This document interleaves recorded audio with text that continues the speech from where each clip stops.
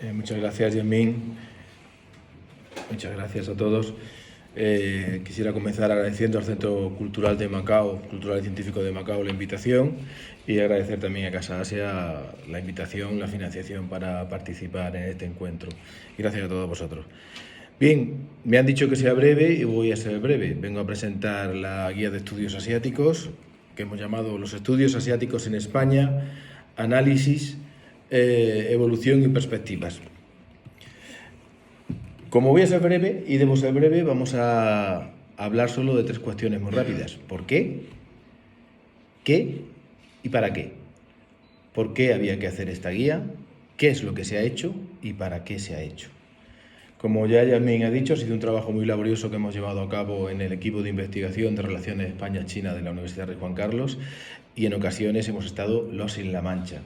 Hay una película que os animo a buscar que va de eso, de los desastres de la lucha contra los muchos elementos.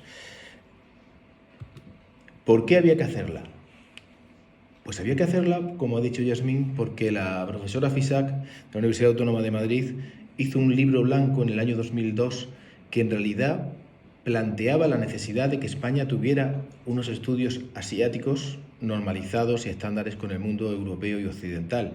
Era una guía que hablaba de los estudios que se hacían en otros países, de la educación en Asia.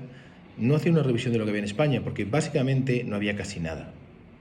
Habían pasado 20 años y en esos 20 años habían nacido, habían muerto una infinidad de iniciativas. Había que ordenar qué es lo que había, qué iniciativas de aquellas que habían nacido seguían vigentes, por qué, dónde estaban vigentes. Y iba a ser un trabajo duro, por eso he puesto la imagen de la película. Por eso también es esa de las razones por las que se hubiera pasado 20 años sin hacerlo. O sea, en español se dice que una vez los ratones decidieron que para controlar al gato había que ponerle un cascabel. Pero claro, ¿quién le pone el cascabel al gato? Era muy difícil hacer esto. Se necesitó que pasaran 20 años y ahora el ingente trabajo había que abordarlo. ¿Por qué? Hay una necesidad de saber lo que hay, de ver qué características tiene para poder plantear una mejora hacia el futuro. ¿Qué es lo que hicimos? Pues la guía está dividida en 11 capítulos, no voy a detallaroslo, simplemente os voy a contar cuáles son los bloques temáticos de la guía. ¿Qué se hace en la guía? Pues hay un primer capítulo en el que se ordenan las universidades que tienen títulos oficiales y no oficiales de estudios asiáticos. Ahí tenéis una gráfica en la que se ve en qué año empieza cada universidad y qué continuidad en el tiempo tienen títulos asiáticos. Las titulaciones en España, los estudios asiáticos en España comienzan al final de los años 70 con el protagonismo mundial de Japón y con el Rise of China. Es la influencia de estas potencias asiáticas la que hace germinar esa idea en España. En el año 80, en los años 80, van apareciendo los centros de investigación, los centros de estudios asiáticos, que van a ser la nuez que den lugar luego a los títulos oficiales. En el año 2003 aparecen las primeras titulaciones oficiales, que son unas licenciaturas de segundo ciclo. Esas licenciaturas se convierten en grados adaptados al espacio común europeo, de educación superior europea, en el 2009. En 2011-14 ya tenemos líneas de doctorado, que no programas completos. Y en la segunda mitad del siglo XXI, es decir, a partir del 2010, es cuando realmente hay másteres. Además de eso, se va viendo en este momento, en esta diapositiva, que va a haber una clara primacía de Madrid y Barcelona. En segundo lugar, Castilla y León y Andalucía. Casi todos los estudios y todo este discurso se va a concentrar en esas 4 regiones, comunidades autónomas españolas. En una segunda parte del libro, de la guía, se analizan y se describen cada uno de los grados. Ahora mismo hay 6 grados en España. De los másteres, hay 15 másteres. Los títulos asociados a las facultades de traducción y los títulos de las universidades privadas. Los centros de investigación, las instituciones diplomáticas, las fundaciones y los think tank.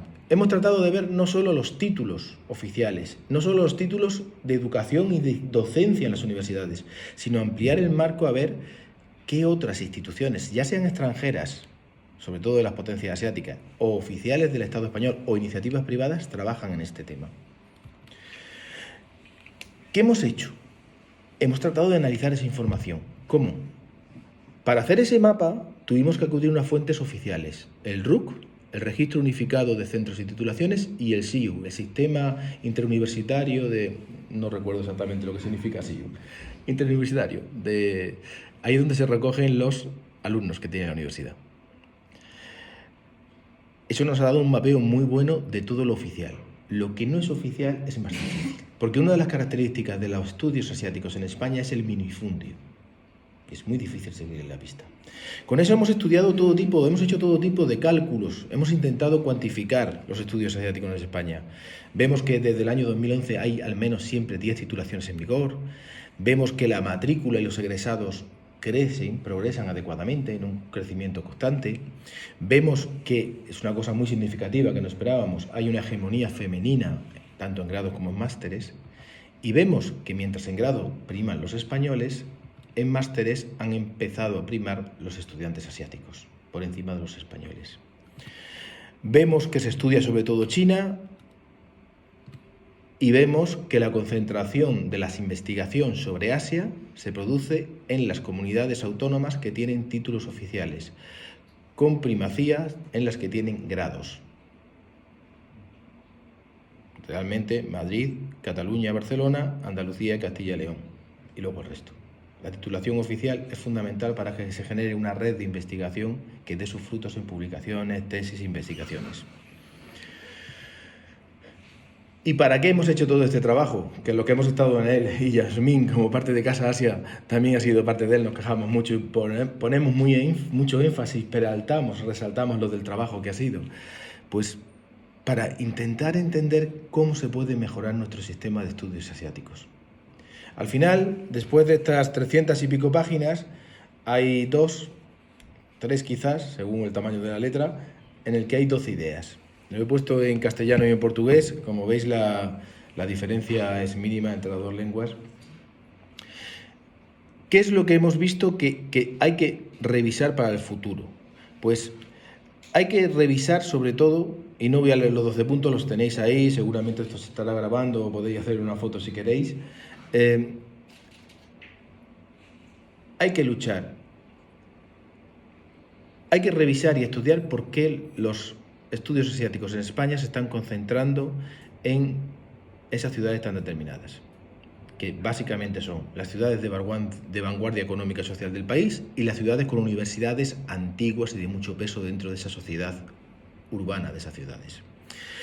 Hay que luchar contra la burocratización.